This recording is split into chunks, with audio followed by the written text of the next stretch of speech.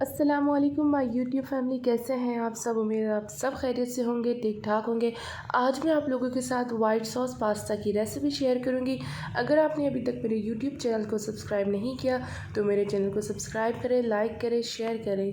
तो सबसे पहले हमने लेने हाफ़ के जी बोनलेस चिकन। इसमें डालेंगे 1 teaspoon tikka masala, Worcestershire sauce 1 tablespoon, सिरका 1 टेबलस्पून डालकर इसे अच्छे से मिक्स करेंगे और 30 मिनट के लिए मैरिनेट करके रख देंगे। अब हम एक देगची में तेल डालेंगे। इसमें डालेंगे 1 टेबलस्पून चॉप किया हुआ लहसुन। इसे 2 से 3 मिनट तक सौते करेंगे।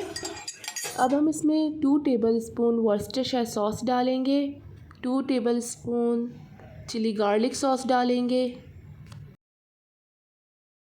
2 टेबलस्पून पेरी पेरी सॉस डालेंगे, 1 टेबलस्पून हॉट सॉस डालेंगे और इसे अच्छे से मिक्स करेंगे और इसे 2 से 3 मिनट तक कुक करेंगे।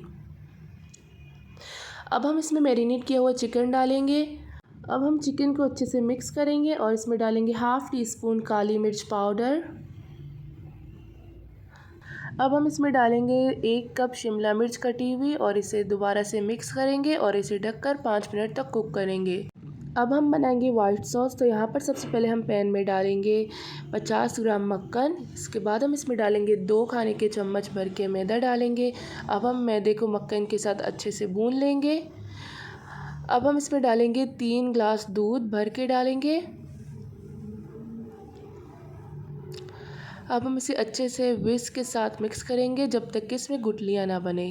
अब हम इसमें डालेंगे हाफ़ टी स्पून काली मिर्च पाउडर और इसमें डालेंगे 2 कनौर क्यूब डालेंगे। अब हम इसमें डालेंगे 1 टीस्पून ऑरिगेनो डालेंगे, 2 टेबलस्पून क्रीम डालेंगे भर के। अब हम इसमें बॉईल किया हुआ पास्ता डालेंगे और इसे अच्छे से मिक्स करेंगे।